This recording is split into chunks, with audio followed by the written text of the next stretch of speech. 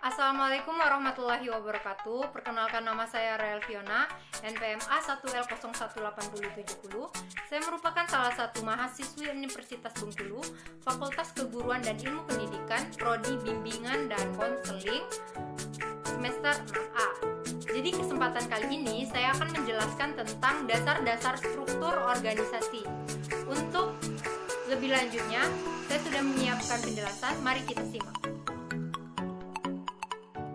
Langsung saja saya akan menjelaskan mengenai dasar struktur organisasi.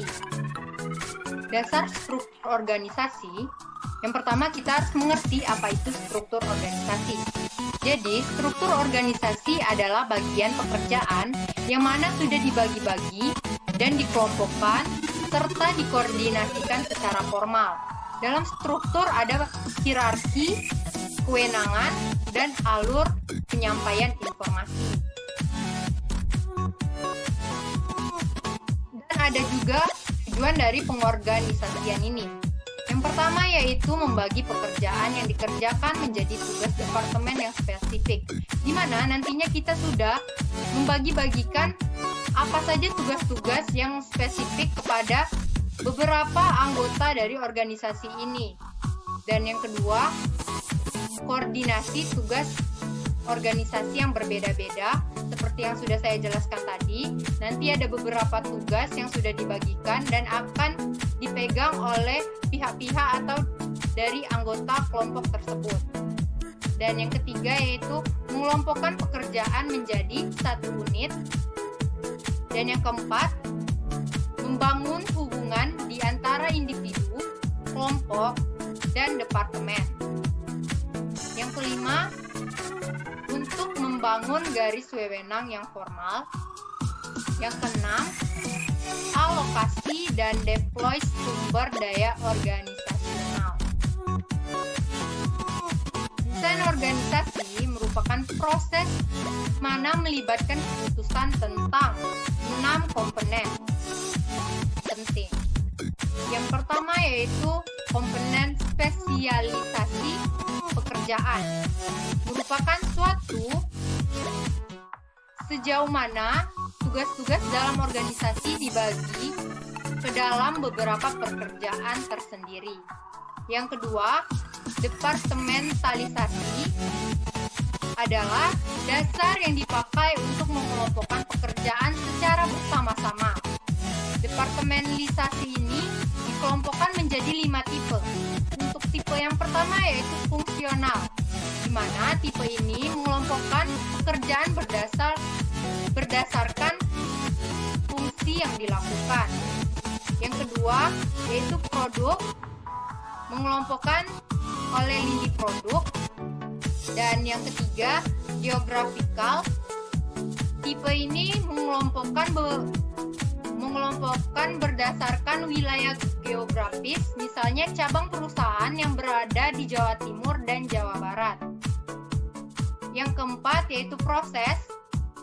Tipe ini mengelompokkan pekerjaan berdasarkan produk atau arus pelangganan. Yang kelima yaitu customer, di mana tipe ini mengelompokkan pekerjaan berdasarkan jenis pelangganan dan kebutuhannya. Misalnya, adanya bagian promosi, customer service. Yang ketiga yaitu adanya rantai komando, di mana rantai komando ini adalah garis wewenang yang tanpa putus yang membentang dari pucuk organisasi ke elosan paling bawah dan menjelaskan siapa yang bertanggung jawab dan kepada siapa mempertanggungjawabkannya. Yang pertama yaitu wewenang. Wewenang merupakan hak yang melekat dalam sebuah posisi manajerial untuk memberikan perintah dan untuk berharap bahwa perintah tersebut dipatuhi. Dan yang kedua yaitu kesatuan komando, di mana kesatuan komando ini adalah gagasan bahwa seorang bawahan harus memiliki satu atasan saja yang kepadanya ia bertanggung jawab secara langsung. Untuk yang keempat yaitu rentang kendali, di mana rentang kendali ini adalah jumlah bawahan yang dapat diserahkan oleh seorang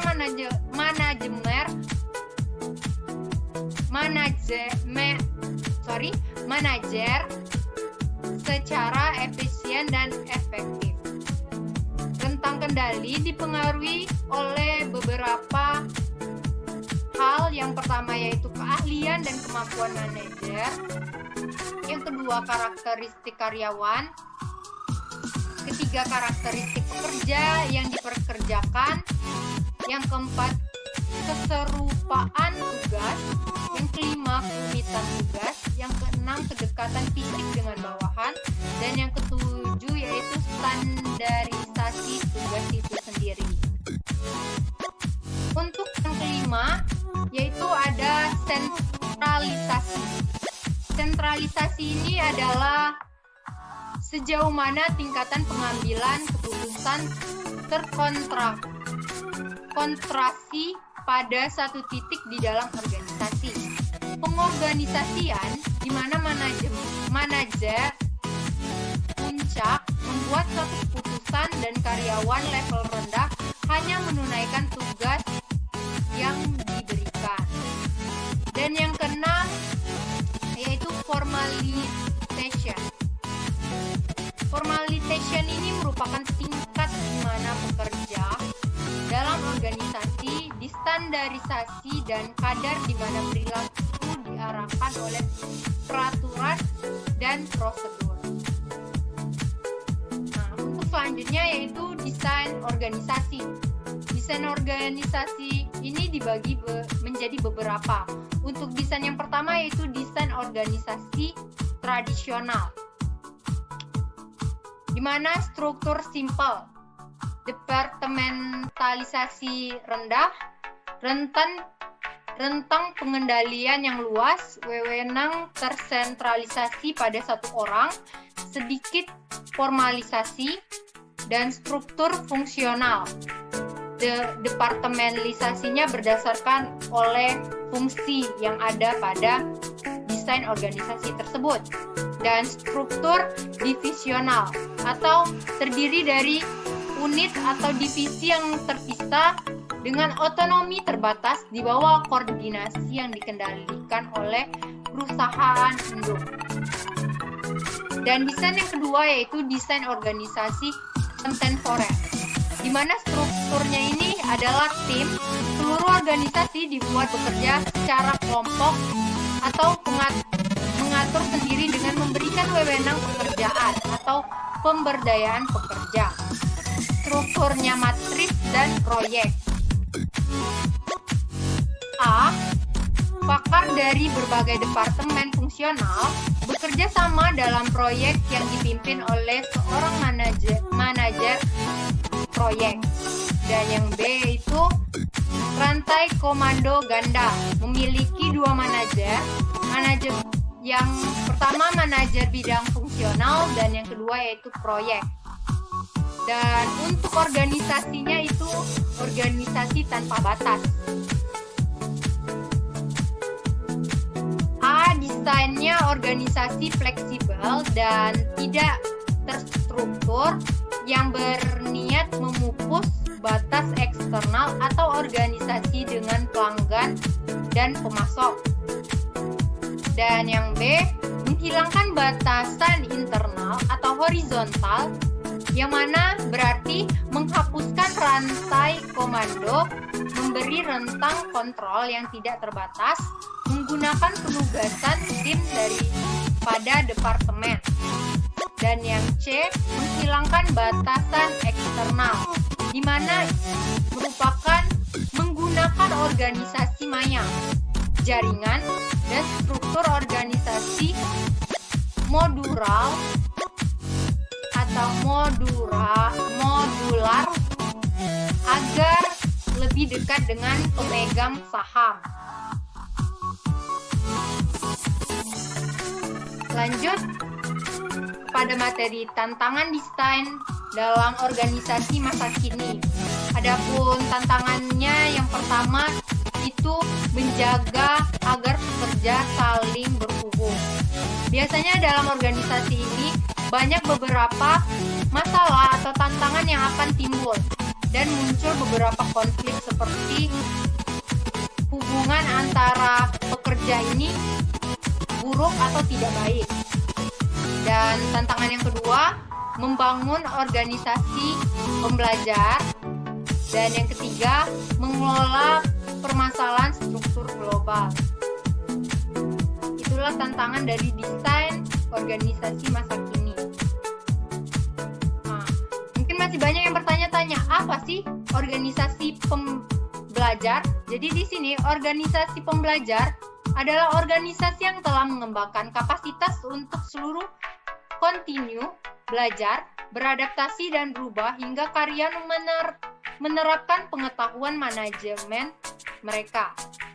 Adapun karakteristik dari organisasi pembelajar ini yaitu yang pertama, tim terbuka berdasarkan pada desain organisasi yang diberikan wewenang kepada para pekerja. Yang kedua, secara luas dan terbuka dalam berbagi informasi. Dan yang ketiga, pemimpin yang membagi visi organisasi berperan sebagai fasilitator, pendukung, dan pendorong. Dan yang keempat yaitu budaya berbagi nilai yang kuat, kepercayaan, keterbukaan, dan rasa bagian dari.